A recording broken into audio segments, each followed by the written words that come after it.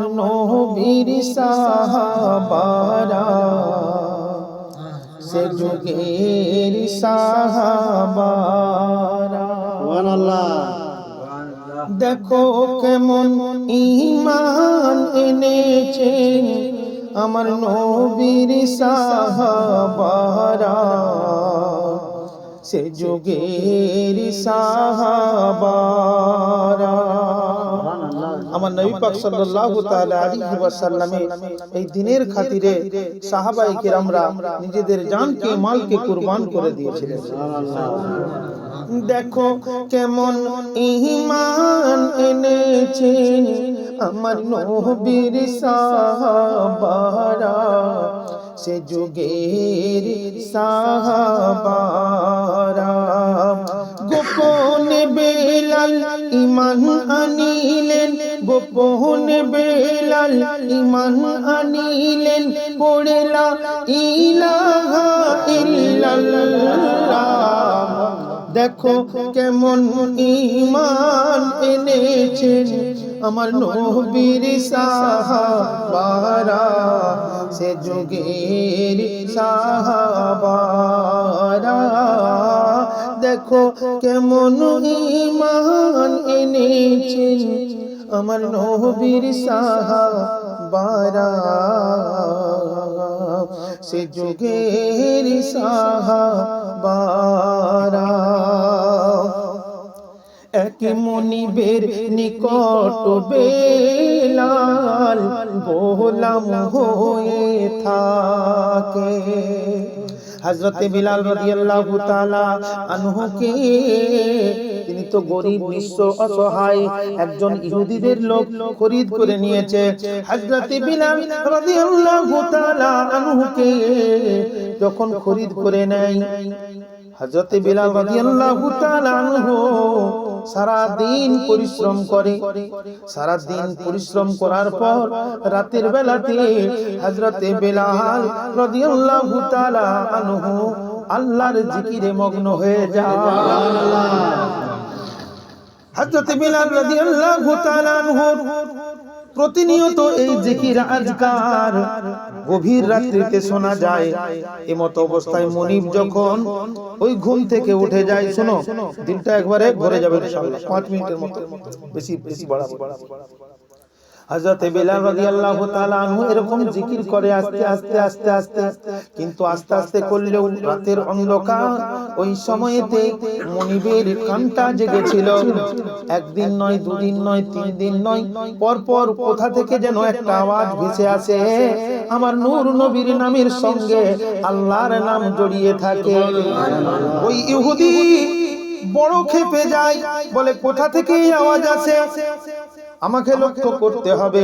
ইহুদি কি করলেন, এদিক ওদিক লক্ষ্য করলেন, কোন দিকেই কিন্তু বুঝতে পারলেন না। এমত অবস্থায় ভাবছে কি ব্যাপার, কি ব্যাপার, আওয়াজটা তাহলে আসছে কোথা থেকে।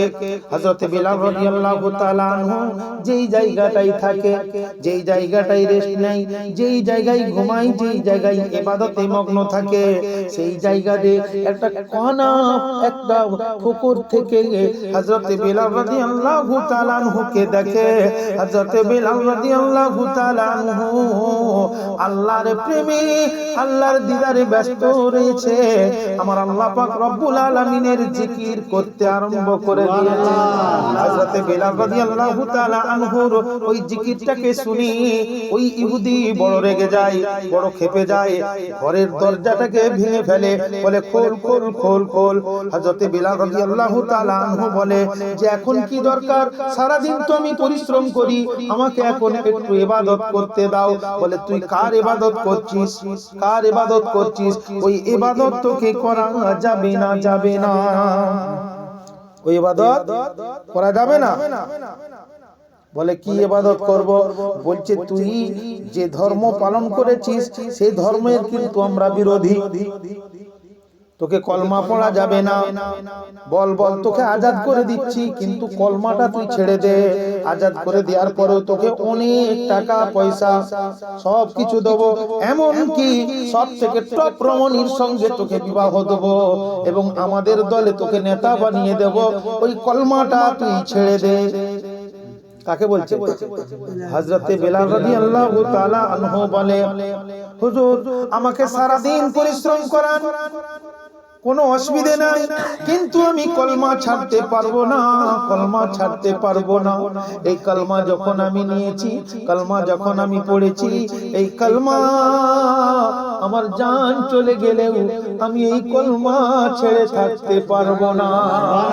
হযরত বিলাল রাদিয়াল্লাহু তাআলা আনহুর কথা শুনে ওই ইহুদি তাকে টেনে হিচড়ে মারধর আরম্ভ করতে লাগে।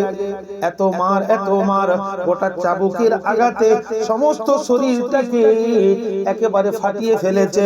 হযরত বিলাল রাদিয়াল্লাহু তাআলা আনহু তিনাকে একটা বড় কুঁয়ের মধ্যে তুলেছেন, তোলার পর একটা পাথর চাপিয়েছে বুকের মধ্যে পাথরটা চাপিয়ে দিয়ে একজনকে লাগিয়ে দিয়েছে যে তুমি হাম্বার মারতে আরম্ভ করো, হাম্বার মারতে আরম্ভ করো।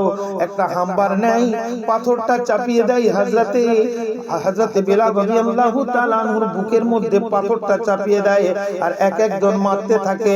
সে যখন হায়রান হয়ে যায়, সে যখন পেরেশানি হয়ে যায়, আবার একজন এসে উপস্থিত হয়ে যায়। হযরতে বিলাল রাদিয়াল্লাহু তাআলা আনহুর উপরে অনেক অত্যাচার করতে থাকে। হযরতে বিলাল রাদিয়াল্লাহু তাআলা আনহুর জিহ্বা পর্যন্ত পুড়িয়ে ফেলে। যে জবানে কলমা পড়বে, যে জবানে কলমা পড়বে ওর জবানটাকেই পুড়িয়ে দে। একটা আগুনের কাতরাকে নিয়ে মুখের মধ্যে প্রবেশ করিয়ে দিল। আহা কি যন্ত্রণা, কি কষ্ট! আমার নূর নবী সাল্লাল্লাহু আলাইহি ওয়াসাল্লামের কানে এই খবরটা পড়লো। হযরতে আবু বকর সিদ্দিক রাদিয়াল্লাহু তাআলা আনহুকে বলে, ও আবু বকর, যাও আমার বিলালকে মেরে ফেললো ওরা, ওকে ছাড়িয়ে নিয়ে এসো, ওকে ছাড়িয়ে নিয়ে এসো। হযরতে বিলাল রাদিয়াল্লাহু তাআলা আনহু তিনি কি করলেন, তিনাকে হযরতে আবু বকর সিদ্দিক রাদিয়াল্লাহু তাআলা আনহু ছাড়িয়ে নিয়ে এলেন।